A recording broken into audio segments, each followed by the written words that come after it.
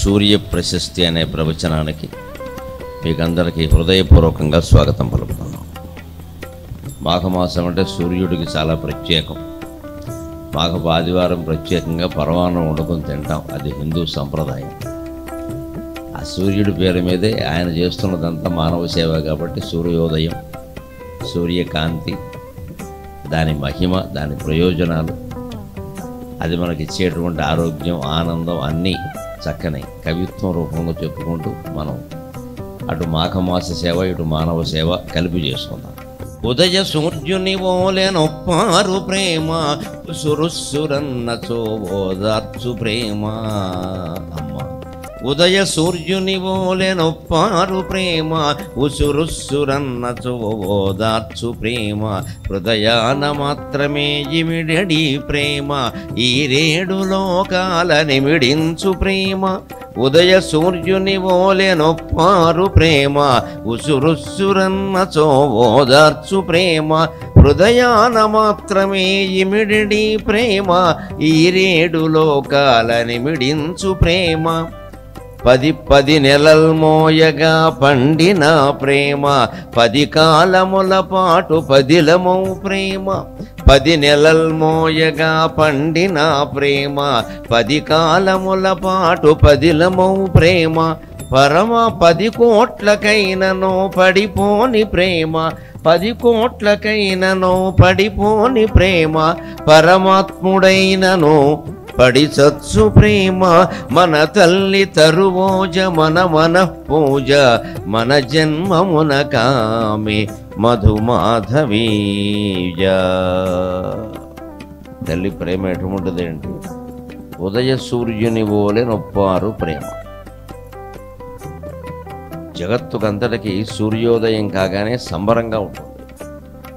అలాగే తల్లిని చూడగానే పిల్లవాడికి సంబరంగా ఉంటుంది. ఎంతమంది కనపడినా అమ్మ కనపడకపోతే బుక్క తెప్పకుండా ఏడుస్తాడు.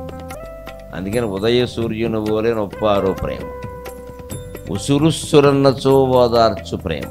నిజంగానే జీవితంలో అసలు ఒక నిరాశ, నిస్పృహ ప్రవేశించినప్పుడు తల్లిని మించి, తండ్రిని మించి ఓదార్చగలిగిన వాళ్ళు ఇంకెవరు ఉంటారు? అందుకని ఉసురుస్సురన్నచో ఓదార్చు ప్రేమ. హృదయాన మాత్రమే ఇమిడిడి ప్రేమ. ఆ ప్రేమ ఎక్కడ ఉంటుంది అంటే ఏదో పెట్టెలోనో బీరువాలోనో ఉండేది కాదు. మన హృదయానికి అర్థమవుతుంది ఆ ప్రేమ అనేది. హృదయంలో ఇమిడి ఉంటుంది. పైగా అంత అసలు హృదయం అంటే ఎక్కడుందో, అది ఎంత ఉందో కొలతలు తెలియనటువంటి పరిస్థితిలో హృదయంలో తల్లి ప్రేమ నిండి ఉండి దాంట్లో ఈ 7 లోకాలను ఇమిడించగలుగుతుంది. ఈ 7 అంటే 14. ఈ 7 అంటే ఏదో ఈ రాజు అని అర్థం కాదు. ఈరు ప్లస్ 7 సంతేది. 7 అంటే 7, అది తెలుసు కదా. ఈరు అంటే 2. ఆ ఈరు నుంచే ఈరు అనే మాటలు వచ్చింది. అందుకని ఈ 7 అంటే 2 × 7 14. ఈ 7 లోకాలు అంటే 14 లోకాలు. అతల వితల సుతల తలాతల మహాతల రసాతల పాతాళాది అధోలోకాలు, భూలోక భువర్లోక సువర్లోక మహర్లోక జనలోక తపోలోక సత్యలోకాది ఊర్ధ్వలోకాలు కలిపి మొత్తం 14 లోకాలంట. ఈ 7 లోకాలంటే 14 లోకాలు. ఆ 14 లోకాలని తనలో ఇమిడించగలదు తల్లి. అంత ప్రేమను చూపిస్తుంది. లోకమంతా మనని ప్రేమించే విధానం వేరు, కన్నా తల్లిదండ్రులు అందున తల్లి ప్రేమించే విధానం వేరు. 10 నెలలు మోయగా పండిన ప్రేమ, 10 కాలముల పాటు పదిలమౌ ప్రేమ. ఆ బిడ్డ మీద అంత ప్రేమ ఎందుకు ఉంటుంది అంటే 10 నెలలు మోసింది. అందుకే 10 కాలాల పాటు శాశ్వతంగా ఉంటుంది. 10 కోట్లకైనను పడిపోని ప్రేమ, పరమాత్ముడైనను పడిచచ్చు ప్రేమ. ఎన్ని కోట్ల రూపాయలు ఇచ్చినా తల్లి ప్రేమను కొనలేము. ఆ తల్లి కూడా ఆ ప్రేమను అలాగే కాపాడుకోవాలి. కాలం మారిపోతున్న దృష్ట్యా, మనుషుల మనస్తత్వాలు మారిపోతున్న దృష్ట్యా ఈవేళ తల్లి ప్రేమలో కూడా కాస్త కాలుష్యం కలిసిందేమో అని భయం కలుగుతోంది. ఒక 30 ఏళ్ల క్రితం నేను అవధానాలు మొదలుపెట్టిన రోజుల్లో దైవ ప్రార్థన చేయాలి అనిపించినప్పుడు నమాతు పరదైవతం నా గాయత్రియా పరం మంత్రం అని శాస్త్రమే చెప్పింది. తల్లిని మించిన దైవం లేదు కదా. అందుకని అమ్మ ప్రార్థనతోనే ప్రారంభిద్దామని నేను ప్రసంగం చేసినా, అవధానం చేసినా, ఏం చేసినా మాతృ ప్రార్థనతోనే ప్రారంభం చేశాను ఇంతకాలం. కానీ ఈ మధ్య ఒక 5-6 ఏళ్ల బట్టి నాకు కూడా ఒక మనస్సులో ఏమనిపిస్తుందంటే అలాగే అంటారు కానీ తల్లులు మారిపోయారు అనే ధోరణి వచ్చేసింది. పత్రికల్లో వార్తలు, టీవీల్లో వార్తలు, టాస్క్ ఫోర్సులు, నేరాలు, ఘోరాలు చూస్తుంటే అందరి మనస్సులో విషపూరితమైనట్టే కన్నతల్లి మనస్సు కూడా విషపూరితమైపోయింది. తన ప్రయోజనాలు, తన సౌఖ్యాలే తనకు ముఖ్యంగానే బిడ్డలు ముఖ్యం కాదనే ధోరణిలోకి వచ్చేసారు. అందుకోసం ఘోరాలు, నేరాలు జరుగుతూ ఉన్నాయి. అందుకని అటువంటప్పుడు ఇంకా ఈ పాటలు ఇలా పాడుకోవడం అవసరమా అనిపిస్తుంది. కానీ సరే, ఎప్పుడు ఎంత గొప్ప సమాజంలోనూ 10% కలుషితం అవుతూనే ఉంటుంది.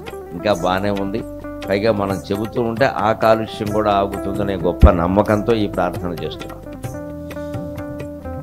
అందుకని పరమాత్ముడైనను పడిచచ్చు ప్రేమ, తల్లి ప్రేమ ఎటువంటిదంటే ఒక గొప్ప ఉదాహరణ. యశోద కృష్ణుడిని రోటికి కట్టేసింది. ముందు లొంగలేదు ఆయన, తర్వాత ఏదో లొంగాడు. తల్లి బాధ చూసి, నేను కట్టలేకపోతున్నాను రా, చేతులు పడిపోతున్నాయంటే, నేను బాగానే ఉన్నానమ్మా, నువ్వు కట్టు అన్నాడు. కట్టేసింది. ఆయన అనుకుంటే కానీ లొంగడు కదా. కట్టేసిన తర్వాత నారదుడు వచ్చి చూశాట కృష్ణుడిని. చూసి, ఏమిటయ్యా, ఏం కర్మయ్యా ఇది, పని లేక వైకుంఠంలో సుఖంగా ఉండేవాడు, ఎవరు కడతారు నేను, ఇక్కడేమిటి అమాయకపు తల్లి చేతిలో బందీ అవ్వడం, నువ్వేదో మామూలు మనిషి అనుకుంటున్నారా, నువ్వు దేవుడని చెప్పేయన్నాడు. అయితే నేను చెప్పేస్తాను, ఆ మాత్రం అడ్వర్టైజ్మెంట్ చేసుకోవడం అనేది తెలియదా, కొద్దిగా దేవుడు కల్లో కనపడితే సార్ మర్నాడు 10 మందికి చెప్పేస్తున్నారు. ఇక్కడ అంతకుముందు దెయ్యాలు కనపడ్డాయి, దేవుడు కనపడ్డాడు, రెండు మనమే. మన కల్లో కనపడిన దెయ్యము మనమే, దేవుడు మనమే. దేవుడు మన కల్లోకి ఎందుకు వస్తాడు, దెయ్యం ఎందుకు వస్తే ఆయన వస్తాడు. మన కల్లో కనపడిన ప్రతిదీ మనమే, వేరే వాళ్ళు ఎవరు మన కల్లోకి రాదు. ఆ రూపాలన్నీ మనమే ధరించి, ఆ కళ ఒక్కటే అర్థమైతే అద్వైతం అంతా అర్థమవుతుంది, వేదం అంతా అర్థమవుతుంది. మనం పిచ్చి నమ్మకాలతో ఏం చేస్తూ ఉంటాడు, పొద్దున వచ్చింది, రాత్రి వచ్చింది, మంచి కళ చెడ్డ కళ అని విభాగాలు చేస్తాం. కళ అన్నాక మంచి కళ చెడ్డ కళ ఉండదు. అది మిథ్య అయినప్పుడు అన్నీ ఒకటే. అందుకని ఈ లెక్కలు వేసుకుంటాం, కానీ పరమాత్ముడు ఒక్కడే. అందుకని ఆయన కట్టేస్తే నారదుడు వచ్చి, నేను చెప్పేస్తాను నువ్వు దేవుడు అని అంటే, అప్పుడు కృష్ణుడు అన్నట్ట, నువ్వు చెప్పకయ్యా బాబు, నేను చెప్పలేనా, చెప్పదలుచుకుంటే. కానీ వైకుంఠంలో నాకు భార్య ప్రేమ తెలుసును, పిల్లల ప్రేమ కూడా తెలుసును, కానీ తల్లి ప్రేమ తెలియదయ్యా, నాకు తల్లి ఎక్కడుంది. విష్ణువుకి తల్లి లేదుగా, ఆయన స్వయంభు. శివుడికి తల్లి లేదు, ఆయన స్వయంభు. బ్రహ్మదేవుడికి ఇంకా తల్లి ఉందని చెప్పుకోవచ్చు, ఎందుకంటే సొంతంగా కనకపోయినా లక్ష్మీదేవి శ్రీమన్నారాయణమూర్తి భార్య కాబట్టి, ఆయన నారాయణమూర్తి నాభికమలంలోంచి పుట్టాడు కాబట్టి ఆయన తండ్రి అయితే ఇప్పుడు తల్లి అవుతుంది కదా అనుకోవచ్చు. కానీ విష్ణువు పుట్టుక, శివుడు పుట్టుక ఎవరూ చెప్పలేరు. అందుకే హిందూ ధర్మంలో వాళ్ళిద్దరూ ప్రధాన దేవత. లలితా పరాభట్టారిక పుట్టుక కూడా ఎవరూ చెప్పలేరు, స్వయంభువులు. అందుకని మనకి ప్రధాన దేవతలు ఎవరంటే శివకేశవులు, అమ్మవారు. పండుగలు కూడా వారికి సంబంధించిన ఎక్కువ ఉంటాయి. మిగిలిన దేవతలందరూ వారి కుటుంబ సభ్యులు, సుమారుగా పరివార దేవతలు. నేను చెప్పేస్తానంటే నువ్వు చెప్పొద్దు, నేను కూడా చెప్పను, నీకు తెలియదయ్యా. వైకుంఠంలో నాకు తల్లి ప్రేమ దొరకదు, నాకు ఎవరైనా పాలిచ్చి పెంచారా? భూలోకంలో పిల్లలు ఎంత అదృష్టవంతులు. తల్లి కొడుతుంది కోపం వస్తే, మళ్ళీ నా చేతులు పడిపోను, నేనే కొట్టాలా అంటుంది. అలా కొట్టేవాళ్ళు లేరు, లాలించేవాళ్ళు లేరు, సమయానికి చూసి అన్నం పెట్టేవాళ్ళు లేరు. వైకుంఠంలో ఏముంది, నాకు అలా పడుకోవడం తప్ప. అప్పుడప్పుడు నారదులు వచ్చి సంగీతం పడితే బాగుందనడం, ఆయనకు శాలువా కప్పడం, ఇదే పని నాకు. లక్ష్మీదేవి సరే ఇప్పుడు కాళ్ళ దగ్గర కూర్చుంటే కానీ కనీసం పక్కకైనా రాలేదయ్యా. ఆవిడ చోట ఆవిడది, ఆవిడ భక్తులు ఆవిడకు ఉన్నారు ప్రత్యేకంగా, ఆవిడకు బృందం ఉంది ఇక్కడ. పైగా ఆవిడ డబ్బు మూలాన్ని నాకంటే ఎక్కువ ఆవిడకే భక్తులు ఉన్నారు. ఆవిడ అందరికీ కావాలి, నేను ఎవరికీ అక్కర్లేదు. లక్ష్మీదేవి అక్కర్లేని వాడు ఎవడు. అందుకని ఆవిడకి అందరూ పూజలు చేస్తారు, నన్ను తర్వాత చేస్తారు, ఏదో ఆవిడ భర్తను కాబట్టి. అందుకని నాకేం సౌఖ్యాలు ఏం లేవు, మీరు ఏదో అనుకుంటున్నారు. కానీ పైగా ఈ ఆదిశేషుడు, గరుత్మంతుడు ఎప్పుడు కొట్టుకుంటారు. గరుత్మంతుడికి ఆహారం పాము. అందుకే నేను మధ్యాహ్నం సమయం అయితే ఓ పడక లాగేద్దామని చూస్తాడు ఆహారంగా. ఆఫీసులో ఇద్దరు కొట్టుకుంటుంటే యజమాని సుఖంగా ఉంటాడా? అందుకని వీళ్ళిద్దరిని ఓదార్చడమే పని నాకు. నాకేం సుఖం లేదు అక్కడ. ముఖ్యంగా తల్లి ప్రేమ లేదు. అందుకని నిష్కల్మషమైనటువంటి తల్లి ప్రేమ భూలోకంలో లభిస్తుందయ్యా. అది లభిస్తుందనే నేను ఇక్కడ కృష్ణుడిగా అవతరించాను. అందుకని దయచేసి ఎవరికి చెప్పకనైనా, అవసరమైనప్పుడు నేనే చెబుతాను. ఆ ప్రేమకి అంత మోజుపడ్డాడు భగవంతుడు. అప్పుడు కూడా నారదుడు ప్రశ్న వేశాడు, అదేమిటి ఇప్పటికే రామావతారం ఎత్తావు కదా, కౌశల్య తల్లియే కదా, అప్పుడు చూడలేదా తల్లి ప్రేమ? నానా బాధలు పడ్డావు, అడవులకు వెళ్ళావు, భార్యను కూడా ఎత్తుకుపోయాడు, యుద్ధం చేసావు, ఇంత గొడవ చేసావు, ఇంకా ఎందుకయ్యా మనిషి పుట్టడం, ఏం మతుందా లేదా, మేమే ఎందుకు పుట్టామని బాధపడుతుంటే భూలోకంలో వాళ్ళందరూ నీకెందుకయ్యా రామావతారంలో పుట్టావు కదా, తల్లి ప్రేమ పొందావు కదా అంటే దానికి జవాబు చెప్పాడు. రామావతారంలో నేను తల్లి ప్రేమ అనుభవించలేదయ్యా, తండ్రి ప్రేమ అనుభవించాను. దశరథుడు లాంటి తండ్రి ఎవరికి ఉండడయా, చిక్కినట్టు కొట్టుకునేవాడు నా కోసం. ఆయన మా రాముడు మా రాముడు మా రాముడు అని. మా అమ్మ ప్రేమ నాకు ఎక్కువ తెలియదయ్యా, ఎందుకంటే క్షత్రియ కులంలో పుట్టాను. క్షత్రియుల్లో పిల్లల్ని తల్లులు పెంచరు, దాదులు పెంచుతారు. రాజులు ముఖ్యంగా, క్షత్రియులు అందరూ కాదు, రాజరికంలో ఉన్న వాళ్ళ పిల్లల్ని దాదులు పెంచుతారు, తల్లులు పెంచరు. అందుకని మా అమ్మని అమ్మ అండం నాకు తెలియదు, అమ్మగారు అండం తెలుసు, ఎందుకంటే అందరూ అమ్మగారు అంటారు. అందుకని నాకు ఆ ప్రేమ తెలియదయ్యా, దాదులు పెంచారు నన్ను. ఏదో కౌశల్యదే వచ్చేది, పాలిచ్చేది, చూసేది కాస్త అంతే, అంతకుమించి నాకు తెలియదు. అందుకని సంపూర్ణంగా తల్లి ప్రేమ పురిట్లోంచి పొందాలి అన్న ఉద్దేశంతో కృష్ణావతారం ఎత్తాను. 8 ఏళ్ళు 10 ఏళ్ళు నా అవసరం నాకు ఉన్నంత వరకు ఇక్కడ ఉంటాను, తర్వాత ఎక్కడికో పెడతాను. నీకెందుకు జడదారివి సంచారివి, నీకేమైనా పెళ్ళే పిల్లల బ్రహ్మచారివి, నీకేం తెలుస్తాయి ఇవని వెళ్ళవయ్యా అని చెప్పాడు నారదు. అందుకని 10 కోట్లకైనను పడిపోని ప్రేమ పరమాత్ముడైనను పడిచొత్సు ప్రేమ. మన తల్లి తరువోజ మన మన పూజ మన జన్మమున కామె మధుమాధవీజ. ఈవేళ మనం మాఘమాసం కాబట్టి, సూర్యుడికి చాలా ప్రీతికరమైన మాసం కాబట్టి, సూర్యుని యొక్క ప్రాధాన్యాన్ని మహిమని గురించి రసవత్తరమైనటువంటి పద్యాల్లో చెప్పుకునే ప్రయత్నం చేస్తాం. ముందు వేదంతో ప్రారంభం చేస్తాం. సూర్యోదయ సౌందర్యాన్ని గురించి, ఆ సౌందర్యాన్ని చూసి అదృష్టవంతుల గురించి నమక చమకాల్లో చెబుతాం. శతరుద్రీయం అంటారు, శివుడికి అభిషేకం చేసేటప్పుడు చదువుతారు బ్రాహ్మణుడు. అందులో చెబుతారు, ఉతయనం గోపా అదృశన్ అదృశన్నుదకార్యక ఉతయనం విశ్వభూతాని సదృష్టో మృడయాతి నక అని చెబుతారు. ఉతయనం గోపా అదృశన్ అదృశన్నుదకార్యక. ఆ ఉదయించేటువంటి సూర్యుడిని చూడండి, అది శివశక్తి అనయ్యా, సూర్యుడు సొంత శక్తి కాదు, అది విశ్వమంతా ఆవరించినటువంటి పరమాత్మ శక్తి. ఆ పరమాత్మనే కదా శివుడు అర్చన చేస్తున్నాం మనం. అందుకని అది శివశక్తి. దాన్ని అందరూ చూడలేరు, ఏదో సూర్యోదయం అయిందనుకుంటారు, కొంతమంది లేవనే లేవరు, కానీ 2 మాత్రం ఖచ్చితంగా చూస్తారయ్యా అని చెప్పింది వేదం. ఉతయనం గోపాలు చూస్తారయ్యా దాన్ని. పొద్దున్నే గేదెలను కాసుకుంటూ ఆవులను కాసుకుంటూ వెళ్ళేవాళ్ళు చూస్తారు. ఎంత అదృష్టవంతులండి. మనమేమో ఆ పనులన్నీ చెడ్డ పనుల కింద భావించి, తక్కువ పనుల కింద భావించి, వాడు గొడ్లు కాసుకుంటాడు, వీడు మట్టి పీసుకుంటాడని వాళ్ళని ఆక్షేపించి వాళ్ళకి పిల్లలను కూడా ఇవ్వడం మానేసి సాఫ్ట్వేర్ ఉద్యోగాల్లో చేరాం. ఇప్పుడు ఉదయం 11ంటికి లేస్తాం, అది కూడా ఆ పని ఉంటే, లేకపోతే లేవ. శనాదివారాలు అయితే లేవక్కల. ఎందుకు లేస్తారంటే తిండి కోసం లేస్తారు, తినగానే మళ్ళీ పడుకుంటారు. మన జీవితాల గురించి మనమే ఆలోచించుకుందాం. ఏదైనా అందంగా జీవిస్తున్నామా, లక్షలు సంపాదిస్తున్నాం, అందంగా ఉన్నామా, ఆనందంగా ఉన్నామా?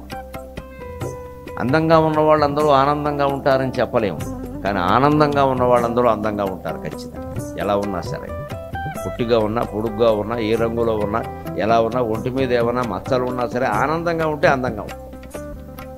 జీవితంలో అందంగా ఉండడం ముఖ్యం కాదు, ఆనందంగా ఉండడమే ముఖ్యం.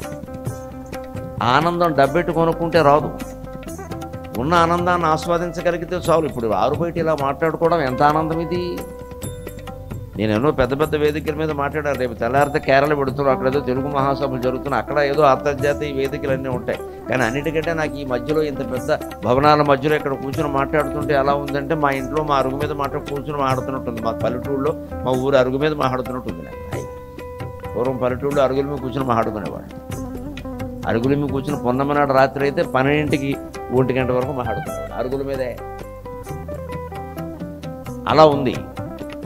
చిన్న సమావేశమా పెద్ద సమావేశమా కాదు, మన మనస్సు అందులో లీనమైతే ఏదైనా గొప్పదే. అంతేనా గోపాలులు ఎంత అదృష్టవంతులు అంటే, మన లక్షలు సంపాదించేటువంటి ఉద్యోగుల కంటే వాళ్ళు సూర్యోదయం చూస్తున్నారు. రోజు రంగులు మారిపోతాయి. ఒకలా ఉన్నట్టుగా రెండో రోజు ఉండడు. మనం ఫోటోలు అంటాం కదా, సూర్యుడిని తీయండి ఫోటోలు, నన్నేం తీస్తారు.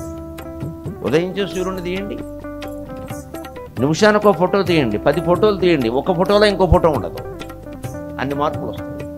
అస్తమించే సూర్యుడైతే మరీ ఉంటాయి, ప్రతి ఫోటో బాగానే ఉంటుంది. మరి అంత అందమైన సూర్యుడిని ఎదురుగా పెట్టుకుని ప్రతిరోజు మనకి రూపాయి ఖర్చు లేకుండా సూర్యుడిని చూసే అవకాశం ఉన్నా సరే, మనం ఆస్వాదించట్లేదంటే కర్మ అంటే ఇంకేమిటి? పొద్దున లేచి సూర్యుని చూడొచ్చు కదా, ఇంకా సూర్యుని చూసినందుకు ట్యాక్స్ కట్టమనే ప్రభుత్వాలు రాలేదు, సంతోషించండి. ఇంకా అది ఒక ట్యాక్సే వేయలేదు, అన్ని ట్యాక్సులు వేసేసారు మనకు. సూర్య ట్యాక్స్, చంద్ర ట్యాక్స్ అని వేయలేదు.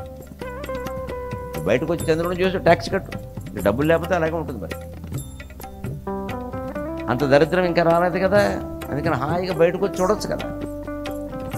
ఇదే మనం జీవితంలో కోల్పోయే అందం అంటే. అసలు మనకు ఒక దృష్టిలో ఒక లోపం ఏమిటంటే ఉచితంగా వచ్చేది ఏది అందంగా మనకు కనపడదు, పెట్టుకోనాలి. 1,00,000 పెట్టుకుంటే అది అందం. మన ఇంటి దగ్గరికి వచ్చి ఎవరన్నా ట్యూషన్ చెబుతానంటే నాకు నెలకి 500 ఇవ్వండి, 1000 రూపాయలు ఇవ్వండి అంటే మనకి ఇంటికి వచ్చి చెబుతాడు, ఏం చెబుతాడు అని చెబుతాడు. 1,00,000 రూపాయలు ఫీజు కట్టమంటే కడతాం. అక్కడ వాడు ఏబిసిడీలు తప్పితే ఏం చెప్పడం. దగ్గరికి వచ్చింది లోకుగా అనిపిస్తుంది. అందుకని సూర్యుడు మన దగ్గరికి వస్తున్నాడు. ఎందుకు దగ్గరికి వస్తాడో కూడా వేదం చెబుతుంది. మనం ధ్యానం చేయవలసింది ఎవరినంటే శివుణ్ణి కానీ, రాముణ్ణి కానీ, కృష్ణుని కానీ, వెంకటేశ్వర స్వామిని కానీ, ఈ రూపాలు ధరించినటువంటి విగ్రహాలని కాదండి. పరబ్రహ్మ పదార్థాన్ని ధ్యానం చేయాలి. అరూపమైన పరబ్రహ్మ, నిజానికి అది నిర్గుణ పరబ్రహ్మ. ఆ అరూపమైన బ్రహ్మ పదార్థాన్ని ధ్యానం చేసే వరకు మనకి నేను అనే మాటకు అర్థం దొరకదు. అసలైన భగవతత్వం అర్థం కాదు. ఈ మొత్తం ఆరాధన అంతా కూడా దానికి సాధన. ఇది విగ్రహం ఎందుకంటే మనో నిగ్రహానికి. మన మనస్సు నిగ్రహం చేసుకోవడానికి విగ్రహం అవసరం. ఎందుకంటే అంతటా ఉన్నాడంటే దేవుడిని ఎక్కడ చూస్తామో అంతటా మనుషులు కనపడుతున్నారు, కెమెరా కనపడుతుంది, గొడుగులు కనపడుతున్నాయి, గొట్టాలు కనపడుతున్నాయి. దేవుడు అంటే అలాగే. అందుకని దేవుడని కూడా ఓ వ్యక్తిని పెట్టాను ఇక్కడ. ఈయన దేవుడు అనుకో, అలా అలవాటుపడ్డాం. అక్కడి నుంచి ఆయనే దేవుడు అనుకుంటాం. పక్కన అరటిపండు కూడా దేవుడే, పక్కన అగరొత్తులు కూడా దేవుడే, ఆ బల్ల కూడా దేవుడే. అది మనకి అర్థం కాదు, ఇష్టం ఉండదు కూడా. అదేమిటి అన్ని దేవుడైతే ఇంకేమిటి, దేవుడు ప్రత్యేకంగా ఉండాలి. నేను ప్రత్యేకంగా ఉన్నాను కాబట్టి నేను ఆరాధించే దేవుడు కూడా ప్రత్యేకంగా ఉండాలి. ఇది మనిషి సృష్టించుకున్నాడు ఈ ఆరాధన. దేవతలు ఎవరో ఇలా చేయమని చెప్పలేదు. మేము విగ్రహాలం కాదు మొర్రో అని చెప్పారు. మీరు చేసుకుంటున్నారు అంతే అన్న. కాకపోతే ఇది చాలా ఉపయోగకరం. ఎందుకని ఈ భావనతో మనం ఉన్నంతకాలం చెయ్యాలి. దాన్ని చీకట్లో ఉన్నంతకాలం టార్చ్ లైట్ పట్టుకోవాలి. వెలుగులోకి వచ్చి సూర్యుని చూసాక టార్చ్ లైట్ ఎందుకు పడలేక? అంటే సంసారాలు తమస్సు అనే చీకట్లో ఉన్నాం కాబట్టి విగ్రహారాధన అనే టార్చ్ లైట్ అవసరం. విగ్రహారాధన ఎంత చేసినా టార్చ్ లైటే. సూర్యుడిని ప్రత్యక్షంగా పరబ్రహ్మగా ఆరాధించడమే నిజమైనటువంటి కాంతి. అది ఆరాధన. రోజు బ్రహ్మోపాసన చేయండి, బ్రహ్మోపాసన చేయండి, బ్రహ్మోపాసన చేయండి అని మనకి గుర్తు చేయడం కోసం బ్రాహ్మీ ముహూర్తంలోనే సూర్యుడు ఉదయిస్తాడు. మనకేదో 5:30, 6 అని కనపడతాడు, కానీ ఆయన 4 గంటలకే ఆయన ఉదయం అవుతుంది. అప్పటి నుంచే సూర్యకాంతులు మొదలవుతుంటాయి. పరిశీలించుకుని చూస్తే 4, 4:30 ప్రాంతంలోనే తొలి సూర్యకిరణాలు వచ్చేస్తాయి. అది మనం గ్రహించగలిగేంత స్థూలంగా ఉండదు, అది సూక్ష్మంగా ఉంటుంది. అందుకని ఉదయంలో అందరినీ నిద్రలేపేది ఆయనే.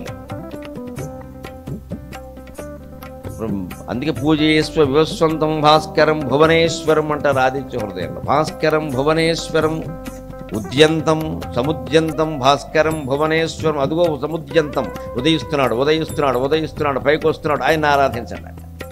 అది బ్రహ్మోపాసన, అది విగ్రహారాధన కాదు. సూర్యుడు ఒక విగ్రహం కాదు. అందుకే ప్రత్యక్ష దైవం అనే మాట మరెవ్వరికీ లేదు. సూర్యనారాయణమూర్తి పరబ్రహ్మస్వరూపం సూర్యగోళం రూపంలో ప్రత్యక్షంగా మనకు కనిపించి ఆరాధించవలసింది దీన్ని. అందుకే సూర్యగోళం గుండ్రంగా ఉంది. దానికి ప్రత్యేకమైన రూపమైన కాళ్ళు చేతులు లేవు. విష్ణుమూర్తి కాళ్ళు చేతులు ఉన్న విగ్రహానికి వెంకటేశ్వర స్వామి కొన్నాయి, కృష్ణుడు కొన్నాయి, రాముడు కొన్నాయి. సరే శివుడికి లేవు, లింగాకారం. కానీ మనకి ఈ మధ్య ఆలయాల్లో కాస్త అర్చకులు ఆర్టిస్టులు అవుతున్నారు. శివుడికి కూడా మీసాలు గడ్డాలన్నీ పెడుతున్నారు. నమశివాయ. మన ప్రత్యేకత అక్కడ చూపించడం పెట్టకూడదు. శివలింగాన్ని శివలింగంలాగే ఉండనియ్యాలి. అలా ఉండదలుచుకున్నాడు ఆయన. మీరెందుకు మీసాలు గడ్డాలు దిద్దడం పనిలేక దాని మీద పెద్ద కవచం ఒకటి పెట్టడం, అక్కడి నుంచి మీసాలు నోరు ఎందుకు వచ్చిన గొడవ. మన మనస్సు ఎలా ఉంటుందంటే మనకి మళ్ళీ ఆయన జరగొట్టేస్తే తప్ప మనకు ఆనందం లేదు. ఆయనలా మనం ఎలాగో అవ్వలేము. కాబట్టి మన మళ్ళీ ఆయన జరగొట్టేస్తే వదిలిపోతుంది, ఓ పని అయిపోతుంది. అబ్బాయి లేకపోతే ఎలాగని చెప్పి నూరు దిద్దడం ఎందుకు దిద్దడం పని లేక అని లింగాకారంతో ఆయన ఉంటే హాయిగా ఎక్కడ. కాళ్ళు చేతులు కావాలంటే కృష్ణుడు ఉన్నాడుగా, రాముడు ఉన్నాడుగా, చేసుకోండి, ఎవరొద్దన్నారు. ఈ దేవుడు ఏ ఆకారంలో ఉన్నాడో ఆ ఆకారంలోనే ఆయన ఉండనియ్యాలి, అలాగే అర్చన చేయాలి. అయ్యప్ప స్వామి ఇలా కూర్చుని ఉంటాడు, బ్రహ్మచారి ఆయన అలాగే ఉంటాడు. మనం ఆయన కాలేసి కూర్చోబెట్టకూడదు, అలా ఉండడు ఆయన. అలా ఇష్టం ఉండదు, అది ఆరాధన కాదు. అందుకని ఏ దేవుడికి ఏ రూపాన్ని వేదం నిర్ధారించిందో, ఋషులు నిర్ధారించారో అలాగే ఆరాధన చేస్తే ఆ తత్వం అర్థమైతే చివరికి ఈ ఆరాధించేటువంటి వ్యక్తి కూడా దేవుడే అని అర్థమవుతుంది. తత్వమసి అహం బ్రహ్మాస్మి అంచేత ముందు సూర్యోదయాన్ని చూడాలి. అందుకే వేదం ఏముంటుందంటే స్పష్టంగా నమ్మక చమకాల రూపంలో గోపకులు ఎంత అదృష్టవంతులయ్యా వాళ్ళు చూస్తున్నారు. అంతేకాదు ఉదహార్యక అదృశన్ అదృశన్ మళ్ళీ మళ్ళీ చూస్తున్నారు. 2 సార్లు చెప్పింది కదా, అదృశన్ అంటే చూశారు, మళ్ళీ అదృశన్ చూస్తున్నారు అంటే సూర్యోదయాన్ని మళ్ళీ మళ్ళీ చూడాలి. మనం చాలా ఇవాళ ఈ ఫోటోగ్రఫీ అనేది దుర్మార్గపు కల్చర్ ఒకటి, పనికిమాలిన కల్చర్ ఒకటి వచ్చిన తర్వాత ఏం చేస్తే ప్రతిదీ క్లిక్ మన్నా వెళ్ళిపోవడం. ఏం చేసావు?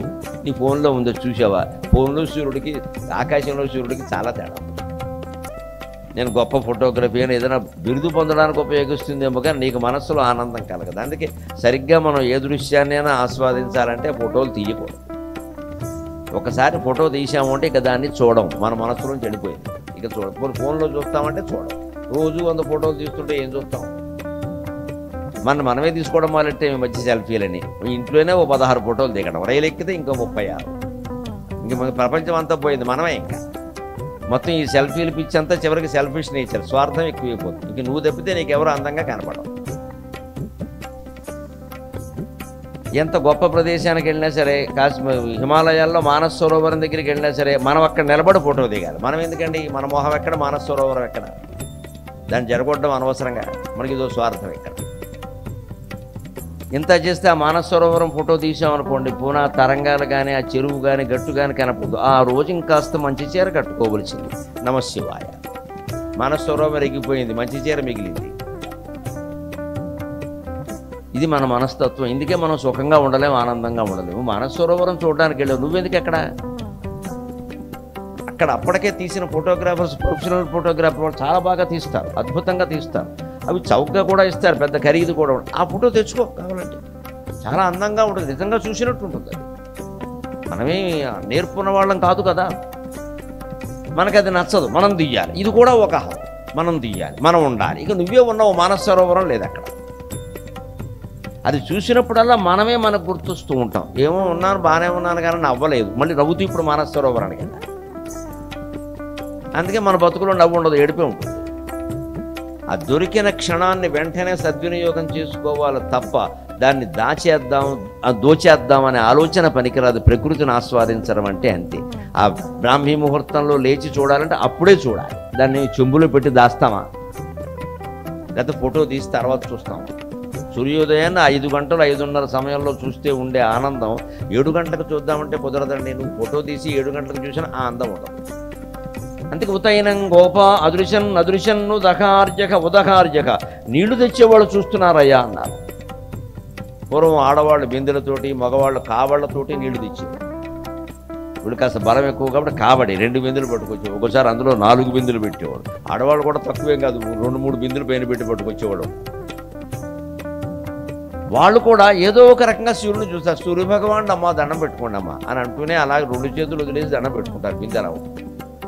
వాళ్ళు మీకంటే అదృష్టవంతులు అని చెప్పింది వేదం. ఆ గోపకులు, ఆ మహిళలు, ఆ కావళ్లతో నీళ్లు తెచ్చే పురుషులు, వీళ్ళంతా అదృష్టవంతులు అయ్యా. నువ్వు ఎప్పుడైనా లేచి చూసావా? అంచేతన ముందు మనం మాఘమాసం సందర్భంగా నేర్చుకోవాల్సింది ఏమిటి అంటే, తెల్లారగట్ట లేచి సూర్యోదయాన్ని చూడాలి, ఖచ్చితంగా చూడాలి. మన ముందు ఆ బాల్కనీలోకి వచ్చైనా సరే చూడాలి. దాని బాల్కనీలో కని ఎందుకన్నారంటే, కని అంటే చూసి అని అర్థం. అందుకని ఆ బాలసూర్యుడిని చూసేది కాబట్టి, బాలసూర్యుడిని కనడానికి ఉపయోగపడుతుంది కాబట్టి బాల్కని అనుకోండి. కదా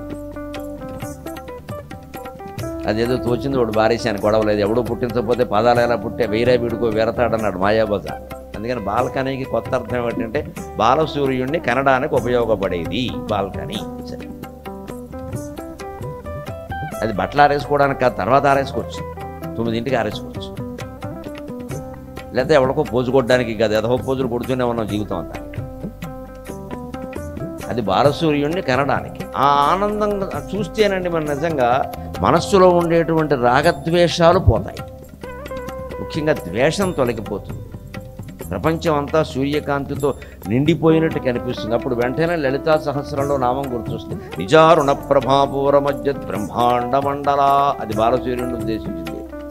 అమ్మవారి యొక్క అరుణకాంతితో మొత్తం బ్రహ్మాండ మండలం అంతా నిండిపోయింది. అరుణకాంతి ఎప్పుడు ఉంటుందండి? ప్రకృతిలో సూర్యోదయం వేళే ఉంటుంది. నిజారుణ ప్రభాపూర మధ్య బ్రహ్మాండ మండల. ఆ అరుణకాంతి అమ్మవారి యొక్క కాంతి. అది సూర్యుడు తెచ్చుకున్నాడు. సూర్యుడు, చంద్రుడు వీళ్ళందరూ గ్రహాలే కదా, అసలైన శక్తి ఆవిడే.